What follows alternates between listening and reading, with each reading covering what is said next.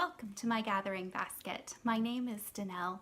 Thank you so much for all my friends that have been with me for, oh my goodness, this will be 5 episodes now. And those of you that are just joining me, thank you so much for taking your time to watch my little podcast. Those of you that have been here previously know that I have been talking on and on about Fiber Days. Well, Fiber Days 2018 is now in the books. This last weekend was our local guild, Southwest Missouri, local fiber event. We have a 2-day retreat, workshops, market, open to the public. Our emphasis is definitely on education. We had, I think, something like 30 classes that we offered over those 2 days. And we work really hard to keep it small, affordable. Most of us are volunteering our time to teach classes. There are 5, 6, 8 people maybe in a class. So we try to keep it small, where people can learn and feel friendly. And then we have about 20 vendors or so. If you've been with me on any other episode, you have heard me talk about Jeff and Peggy Doney of the 100th Sheep. And every year they come from Colorado Springs all the way back here to Mount Vernon, Missouri, and join us for Fiber Days. Peggy teaches dyeing classes that are amazing. She did a gradient dye this year. And then they also offer all their incredible fibers in a rainbow booth. It's amazing. And then they let me take a kind of little corner of their booth and sell my project bags and such.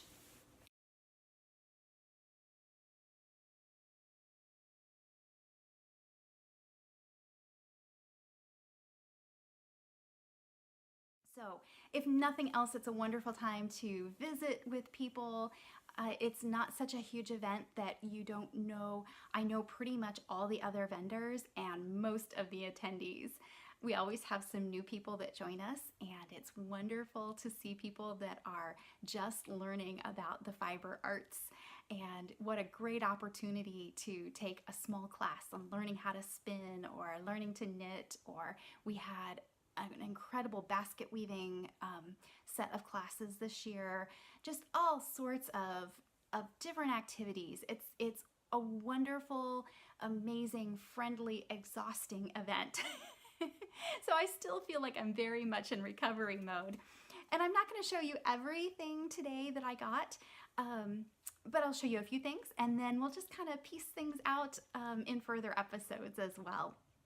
So as far as, I need to entitle this episode something about too much wool, because fiber was definitely, I didn't get a lot of yarn. In fact, I think the only yarn that I got last year, I had bought a skein of,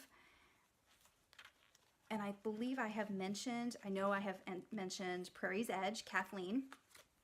This was alpaca, mohair, tencel, and pulled silk in a fingering weight. And the color in this is so subtle, it's just kind of a tweed in there. But it's such a pretty, and with the alpaca and tencel, it's such a drapey, it's gonna make a beautiful tea kind of sweater.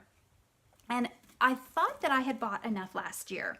I was really excited, came home, started swatching, and every pattern that I looked up, I needed like 100 more yards. And these are 200-yard skeins. So I've been playing literally all year off and on in between projects. I'd pull this one out between every other project and try to make something, and I kept coming up short on yardage. So this year, Kathleen's booth was the very first one I went to. And I took my skein from last year, one of them, and said, Kathleen, I got an emergency. And to be honest, she has a wonderful Etsy store. Kathleen specializes in blending luxury fibers.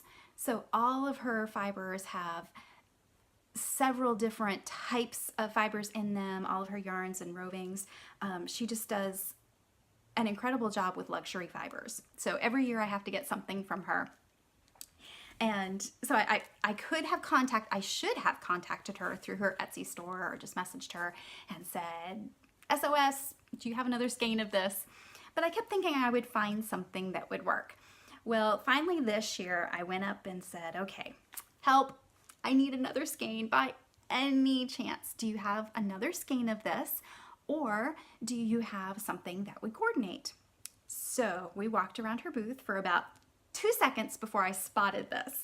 And sure enough, it was the same same batch that she, most of her things are dyed and is roving and then spun by the mill. So she does them in single batches. So I was pretty certain that this would match, and sure enough it did. So I'm really excited to be able to get something cast on. This may not be the next thing I cast on simply because I probably won't be able to get it done in time to really wear it this year. Does anybody else have that dilemma? Like every year comes spring, I want my spring sweaters, my summer sweaters, and by the time I get them knit, we're into the next season. So like right now, at least where I am, we're changing. Fall just started, and so we're looking towards winter, and now I want to be knitting my fall sweaters because now's the time I want to be wearing them, right? So do you start knitting your winter sweaters now, or do I start knitting my spring sweaters so that I have them done by next spring? Yeah, I'm just always behind, I guess. So I'm excited to have this, to know that I now have enough that I can do pretty much any project that I want. So that was, I think this was the only yarn that I bought. Everything else was fiber. I went a little berserk. So a friend of mine texted me a picture and said, I have your next sweater. And I kind of, oh. So she and several others, when I showed my other friends this, it is a pattern from knitty.com. So it is a free pattern called Cooped Up. I don't know if you can see this real well, but it is a colorwork yoked sweater with chickens on it. So they all agreed, yes, Danelle, you need to knit that sweater. So I started looking through my stash like a semi-responsible knitter. Didn't have really anything I particularly wanted. Looked through the projects that are already on Ravelry. Found a few I liked. For one thing, I've pretty well decided that I want to work the pattern just a little bit offset enough with the chickens. I believe there's a chicken right in the middle, and I saw several that had kind of offset them just a few stitches so that they could steek it and make it into a cardigan. So I'm kind of thinking that that would be a little bit more versatile for me. So I'm kind of looking at the cardigan. I saw a few different color selections that I kind of liked, a little of this and a little of that. And then it became this kind of I jokingly said something about, well, I guess I could spin the yarn. And the more we thought about it and kind of teased about it, it was like, well, I really could do that, I guess. And then I went to Kathleen's booth, and like I said, I have to get some roving from her every year. I have quite a stash. And this year I was not going to do it. I was just going to get that one skein of yarn. And then she showed me this skein. I don't know if you can see, again, the depth of color, pops of red, orange, the browns. This one has a little bit of banana silk in it, banana fiber. Her blend on this, it's CVM cross wool for the base, and then she has Tessa silk in it, 5% banana and mulberry silk. So it's really 13% silk, banana, Tessa, mulberry silk, both in there. So quite an interesting blend. I'm not entirely certain how it's going to spin up. I know that with the banana, and we were, Kathleen and I, talking about it, I know that it's going to have a little bit of texture. It may not be quite as smooth, but I think when I get this all spun up, this is going to be very similar to the blend of colors that are in my Sussex chickens. I have Sussex, speckled Sussex, and Welsummer chickens, and they both have this, it's kind of a partridge coloring. So it has they have mahogany, russet, some yellow undertones, some black in it. So I looked at this, and this kind of is what started it. I said, oh, well, there's my chicken colors. So I could spin this for my chickens. And then I went over to my friend Darlene and Judy, have a business together that called A Twist in Time. And I found a few colors. For some reason I had yellow and green in my head. Sorry about the crinkling here. But this is, I believe it's Kramer Yarns, and they sell just plain single color bumps. And this was a little scary because when I figured out, it was, I believe, seven skeins of the main color. So we started figuring out how much wool we would need. And y'all, here's my main color. That's almost a pound of wool in each bag. So it was a little intimidating looking. I am going to be spinning this for quite some time. But they had this yellow color, and I liked it, but it was kind of pale. And then, like I said, I kind of wanted my chickens to be on a background of green, and then yellow for the body of the sweater. So I found this for a green. And again, it was just kind of, these are very nice. It's sold as U.S. domestic wool, not by breed. It's something along the lines of, it's a blend, but it feels very much like a Corriedale. So it's soft. I don't think I'm gonna have any problem with it next to a skin. It's not really merino necessarily. It has a little bit more bounce to it. I'm definitely not a wool expert. But we found that, and this one has a little bit of a heathery look. The yellow was a little bit more plain. So I called one of my friends, Colleen, over, and Colleen loves playing with fibers. She leads our spinning study group in our guild and has a great time doing breed studies. So I called her over. She happened to be standing there, and I said, Colleen, help me pick this out. I'm thinking that I could do a couple different colors of yellow and blend them together, because I do have a drum carder. So I could spin those together, or card those together and kind of color blend a little bit. Help me pick some out. I'm not sure what I want. So I showed her what I was going to do. She agreed that yes, I did need to knit this sweater. And the more we started talking, and I said, you know what? I could take a couple of those 2 or 3 different yellows, and I could draft them together, hold them together and draft them like this in the spinning wheel, and just kind of let it blend themselves. Like, I don't have to run this through the drum carder. And she looked at me and she said, that's brilliant. So the more we talked, and that's where this kind of fiber festival like this can be so much fun, because I kind of pitched out a half-baked idea, and she kind of pitched out, well, maybe you could do it this way. And then somebody else came over and said, yeah, I really like that. Have you looked at this? Well, no, I haven't. So all said and done, I came home with enough wool to make that sweater. It isn't going to happen anytime soon, obviously, because that is an intimidating pile of wool fiber to spin. But I'm really kind of liking it. And the more, when I got it out, I told Colleen later, when I got it out in the light, when I was taking it out to my truck, I looked at that yellow and orange together, and I said, you know, I think I even like it. In the light, it takes on more life than it had inside. This event is held in a gym, basically, of an arts center. So the lighting, yeah, it's a gym. So when I brought it out into the natural sunlight, everything just took on way more life. It was much prettier.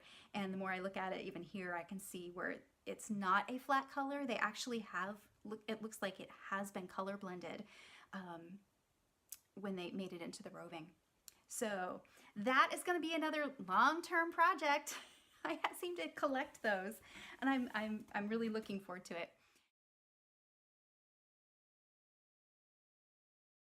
We also have a vendor, HLA Fiber Mill, which is, as far as I know, it is the closest fiber processing mill. They're not very old. I think they've been processing fiber for 3 or 4 years, something like that. They actually come from a background of raising alpaca, and got started with the mill. And I had given them earlier this spring, I helped my friend Darlene with shearing. Well, helped is probably overstating it. I was there and I was kind of an errand girl when they were shearing this year. She has BFL and Romney cross sheep. Beautiful fleeces. And she had said, hey, anybody that shows up and helps with shearing that day, I'll feed you lunch. And if you want to pick out the fleeces you want, she had more than she wanted to process. So she said, I will make a deal. I will sell them cheap for helping me that day. So I was going to get a fleece, and a fleece turned into 5 fleeces. I'm pretty sure I had 4 small BFL. They were younger sheep. 1 or 2 of them, I think it may have been their first shearing. So I had 4 BFL, and then there was a beautiful Romney BFL cross. Now I have spun, the only hand spun sweater that I have done was from Darlene's Romney. And when I was spinning it, I wasn't really sure if I was going to like it next to the skin. It was a little bit, it felt a little stiffer. I don't know that I want to say, maybe crisper, not stiff. It wasn't scratchy necessarily, but I thought I'll make a cardigan, an outerwear, something that I'd layer. When all was said and done, I loved knitting that sweater, and it washed up so pretty, and I have not had any problem wearing it with a t-shirt. I've not had any problems with it being itchy on my arms. So when I saw this white fleece, the one I had before was a brown, and when I saw this white fleece this time, I said, oh yeah, I need that to spin. My plan, we have a mohair producer near us too, Chris Hunsberger, and she has gorgeous mohair fleeces.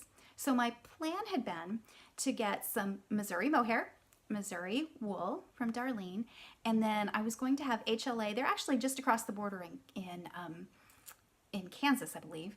So not too far from us, but I was going to have them process this BFL and mohair together to make a sock yarn. But the more I felt it, I said, I need some of this to spin. So I told Sarah from HLA that I wanted her to go ahead and process the Romney as just spinning fiber, and then the BFL and mohair, blend that, and then spin half of it and leave half in roving. When I went to drop it off to my friend Darlene, and she was going to take it to the mill with some of hers, she also had just gotten several Suffolk fleeces from the shearer, from somebody she knew. And that's kind of when you're in the fiber farming circle, she knew all the other breeders and knew the shearer. So basically they told him that when they went to a certain farm to shear, we wanted a few fleeces for our guild because they were going to do a fiber study on using Suffolk. Suffolk, and I'm no breed expert, but Suffolk is typically a meat sheep, but their fleece is a real springy, downy, if it's bred for with an eye to the fiber, it can be a wonderful, especially it's known for sock yarn, especially because it has that downy springiness and it tends to resist felting. So it's a little bit, some people will go ahead and machine wash it because it has that resistance to felting. Again, it kind of depends a little bit on the individual sheep. I've had some that did want to go ahead and felt and some that totally didn't, were fine. But I had never spun a whole lot of Suffolk, and Darlene that day pitched out that she had a couple extra fleeces. She said they were just so pretty, I got several and thought I'd see if somebody else wanted to try a Suffolk fleece. So I caved in and bought a whole Suffolk fleece and just tossed it in my pile. So that made 6 fleeces for Sarah from HLA to process. And she really didn't, had so much built up. She said when I asked her when I would expect the roving and all back, she said I'm looking like probably into January. And that was fine. I wasn't in a hurry. Like I said, my plan was to produce a Missouri yarn that I could then dye either the acid dyes, I'll probably do some that way, and then especially the natural dyes, so that I could say, hey, this is wool that was produced here, processed here, the dyes were from my garden, and just I thought that would be a lot of fun. So Sarah called me right before Fiber Days and said, hey, I think I'm gonna have some of your fiber ready for you. Will you, just making sure that I was gonna be at Fiber Days. So she actually had all of my Romney and my Suffolk already in roving, ready for me to pick up. So I have 4 bags. This is one of the Romney cross. I don't know if you can see that whole bag. This is one of 4 bags of roving that I got. Now, there was a lady at Fiber Days that heard that I had Suffolk roving, and she was wanting to try some. So she said, do you have more than you want? Would you be willing to sell me a few ounces to try? And I said, absolutely, help yourself. So she took 4 ounces, and I'm really, it's like everything else. I want to get this on the wheel right away, and I want to get this right on the wheel. And I'm still spinning that Angora blend, alpaca Angora blend that I have been spinning since well before I started, actually for several years now, playing with that. So I have so much fiber I want to get spun up. It's crazy, but I'm enjoying it. So, and hopefully I'll be able to put some of that on my Fiber Crafty site, and I can sell some of it so I can share that wonderful fiber with other people. And then maybe the most fun was a friend of mine that I don't get to see nearly often enough said she was going to be there, and she came up and she said, I found something for you. It was screaming your name. I walked by it several times in the store, passed it up, and on the 3rd round, I had to get it for you. I was like, okay. And she showed me this. It's a sock blanket with chickens and chicken wire. It is so pretty. And fortunately, I have relatively small feet. So in the past when I've done these, I can make socks, especially this is gonna have contrast heels and cuffs because I wanna save some of this. So I can usually, in almost exactly half of a sock blank, I can make a pair of socks for me. So then this other is definitely going in a frame and on the wall in my sewing room. I just think this is so much fun. I'm pretty sure I squealed. So this is from a sock blank from, it's superwash merino nylon 7525, and it's from Victoria House Fibers. And she has an Etsy store, and I have not had a chance to go on Etsy and look at it, but I am definitely going on her site to see what other options she has, and really looking for, I have several pairs of socks on the needles that are not making fast progress, but oh my goodness, this wants to go on. As far as other knitting projects, like I said, I am working right now on a sample crochet project. I work for, right now I am doing some sample knitting for Melissa Leitman, and she crochets and knits or designs so many patterns that I am one of her sample knitters. So basically what that means, it's a little bit different than test knitting. I have done some test knitting as well, or crocheting. I tend to do my crochet in those projects. I have done that for 10 years now, that crochet has become, I don't talk about it a lot on the podcast, and I hope that will change. I've got some plans for this winter, hopefully. I enrolled in the Master Crochet program. So, and I have not had a chance this summer to start working on that. So that is definitely high on the list for this winter, and I will show that as I go as well. But crochet is actually one of the oldest. I learned to crochet years before I learned to knit.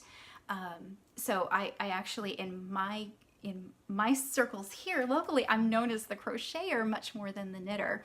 But anyway, I do some sample crocheting.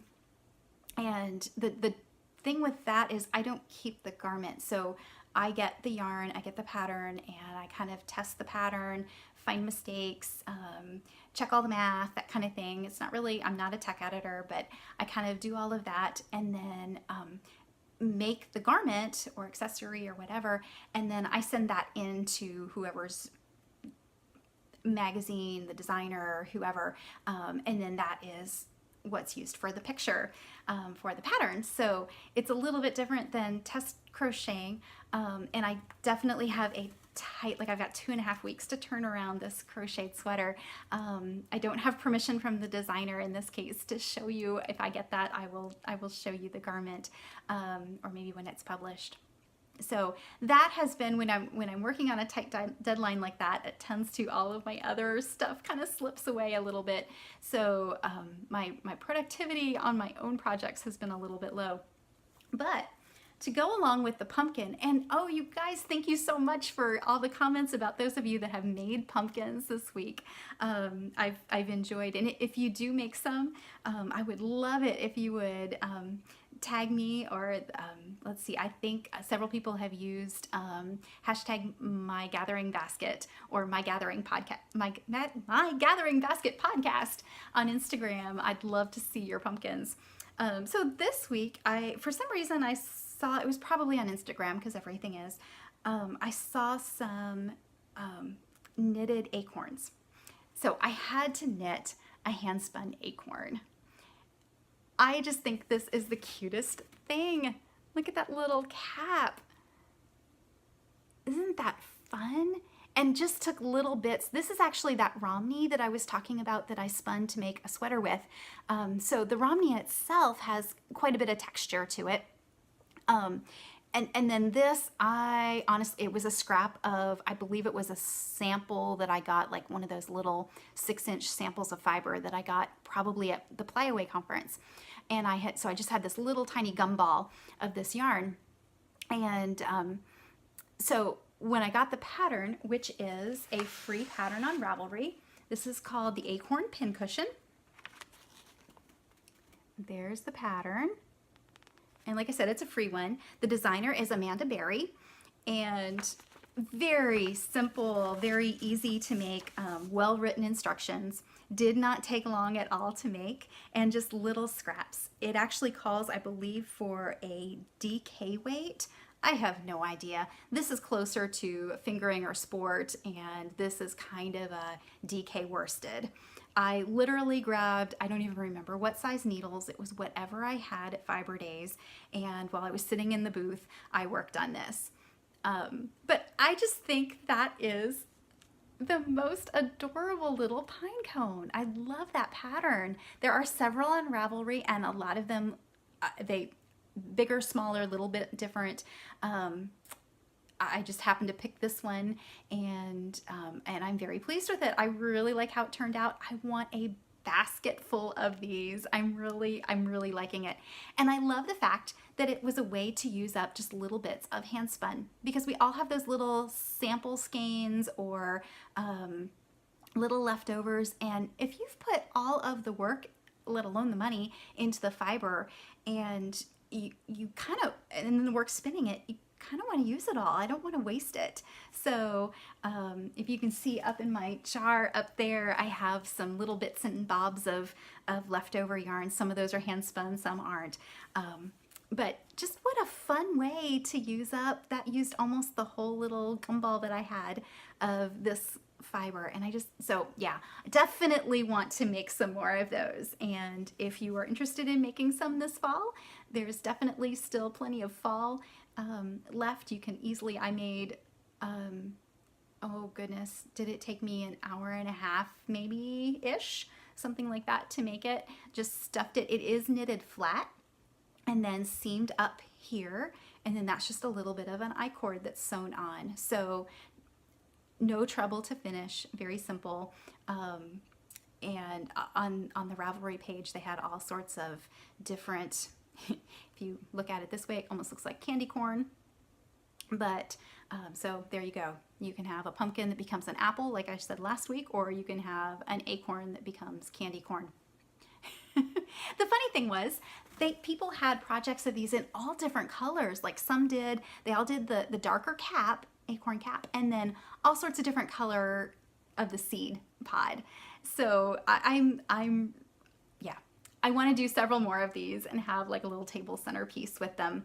And I think they would look darling mixed with those pumpkins too. So that was my, I need something quick. I need a project I can actually show as an FO and just kind of instant gratification. So there you go. Acorns. So lots of fun with that. Let's see. I think that's everything fibery for this week. Homestead wise, my dehydrating adventures continue, and I continue to get more questions about that. I am so excited that several people have said they are going to try it, that they've gotten dehydrators. I hope you enjoy it as much as I have.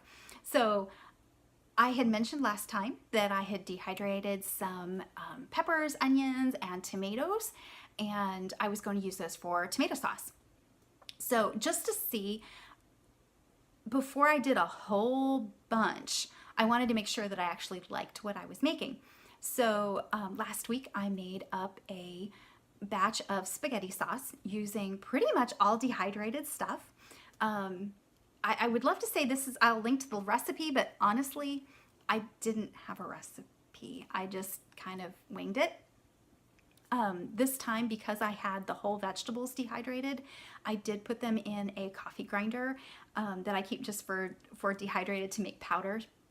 So I powdered up, I put all the onions, peppers, just a few of those in, and the tomato slices that I had dehydrated.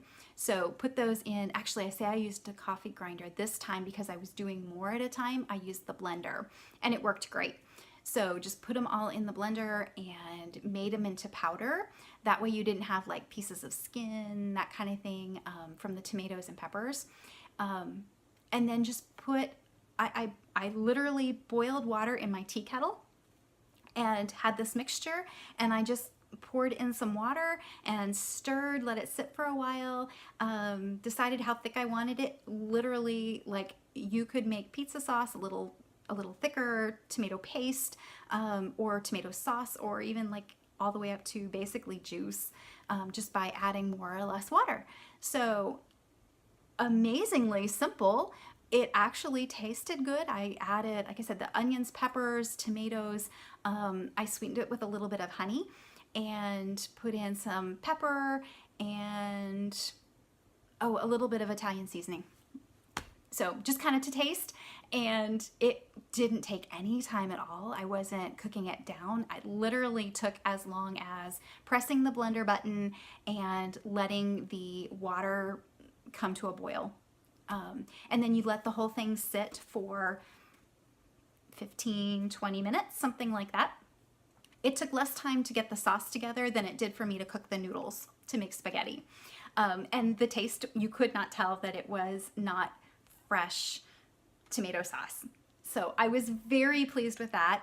I'm not going to do a whole lot more of the tomatoes this season. In fact, we started pulling up the vines in the garden because they're just done.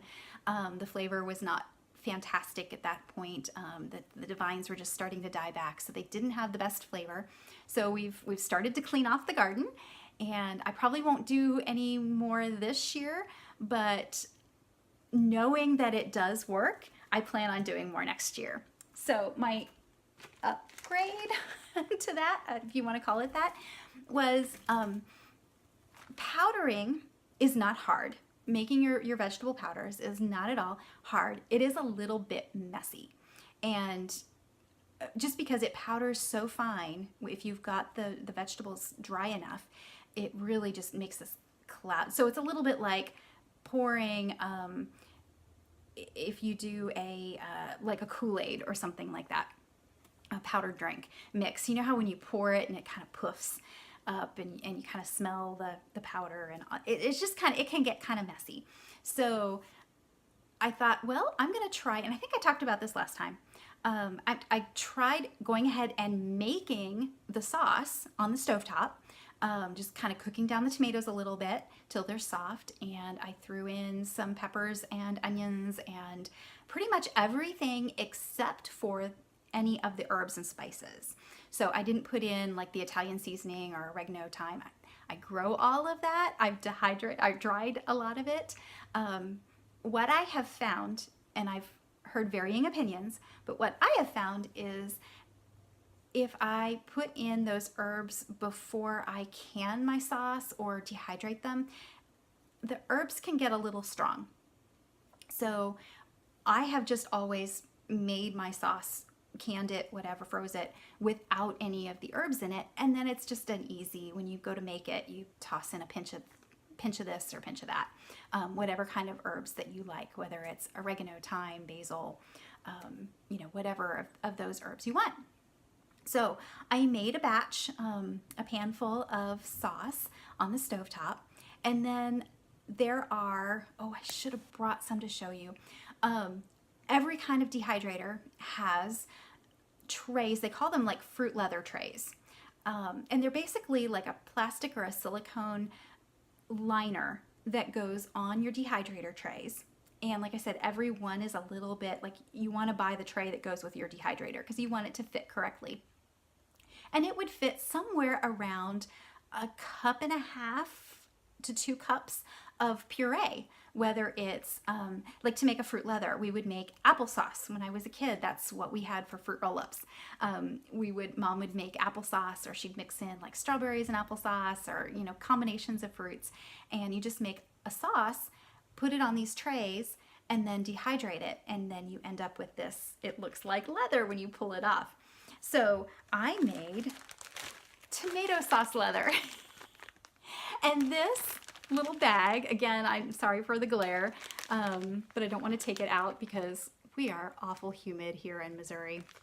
And this stuff will start to rehydrate very fast. In fact, I'm thinking about getting one of those food saver type things to help preserve this. So anyway, so that's one tip. When you've dehydrated them, get them into something as airtight as you can quickly, and don't take them out and in. So sorry about the glare, but that's the reason why. Anyway, this little packet has about 6 pints of tomato sauce in it. And literally all I have to do, there's no powder. You can powder it if you want to, but I don't have to. All I need to do is tear it up, put it in some hot water, let it hydrate, and I've got instant sauce. Toss in my seasonings, and I am ready to go. So I am really, I'm looking forward to using this. And then I think it was 3 years ago, we had a massive potato harvest, and we don't have a good way to like root cellar them here. So they last for a certain length of time, a couple months, but then this time of year, our potatoes are starting to shrivel, and definitely having to go through them because some of them are starting to rot. And so that particular year, I decided to try dehydrating potatoes. So literally sliced them up, put them on the dehydrator trays, and you end up with this. If you've ever bought a packaged potato product, like a potato casserole of some sort, where they have the dehydrated potato slices, it's exactly what it looks like. It's what they are. So anyway, some of them had gotten, I think I had about a pint of those that had gotten pushed back in a cabinet and forgotten about. So today for lunch, my mom said, hey, we're getting rid of these. We're using them, see if they're any good. So she made kind of a cheesy potato casserole sort of thing, like an au gratin or for lunch using those. And you couldn't tell that it wasn't. You could tell that they weren't fresh potatoes. They did have maybe a slightly different texture to them, but taste-wise they were fine. You would not have known that it wasn't a store mix, I guess. And then we were able to make it with what we wanted, and kind of customize the blends of, I don't even know what else she put on it, but made kind of a cheesy potato sort of casserole. So it was really neat to see that. I almost threw those out because I thought they're really old. The taste was no different than what I had made when I first dehydrated them. So it was really neat to know that, hey, this really does work. It is definitely good long-term storage. Nothing went bad. And so I'm looking forward to definitely expanding my dehydrating. I know a lot of you have asked about that, and that's what I've done so far. So that's my dehydrating. And the last thing that I want to go over is, if anybody is interested, just kind of a reminder, it is in our area, our zones, now is the time to be planting some of your winter crops. And by that, I plant garlic. I love planting garlic. I actually learned to enjoy eating garlic because I liked growing it so much. I'm thinking that it's because garlic kind of grows. Okay, so again, in our area, we want to, and in the southern United States, it can be a little different, but from where we are and north, typically you plant it in the fall and it starts to kind of grow now and then goes slightly dormant over the winter, kind of slows down. And then in the spring, it just whoosh, starts growing fast. And that long season is what helps get the nice garlic bulb size. So we usually plant it about October, and then you start seeing these, it sits for a little while, and then right about, in the next couple months, you'll start seeing these green shoots. And literally, I have seen garlic leaves just poking out through snow. And it's just so much fun to see something in that time of year, to look out in the garden and see something alive. So I think that's my fascination with garlic. And it's really an easy crop if you've never grown it and have any soil at all. This kind of crop is not terribly good in like a pot over the winter. It might work in a raised bed if you did it if you had a big enough raised bed and could do it like in the center of your bed. But this is not going to be ready to harvest until next June or July. But it literally, if you have the space, it's the kind of crop that you can put out there and almost forget about. A little bit of fertilizing, weeding, that kind of thing. But it's really a very easy crop. And then, it looks so nice when you get it all pulled and all those, and cleaned up, and all those white bulbs. And then I am just about out of, I didn't do much in the way of garlic the last year or two. So a little bit of fresh garlic. But I had a couple years ago again, dehydrated a lot of my garlic and made garlic powder, minced garlic, things like that. And our supply is pretty well gone at this point. So I am definitely wanting to do more garlic. So I got a couple different kinds, and my first order has arrived. I have another order. I had to go 2 different places to get the varieties that I wanted.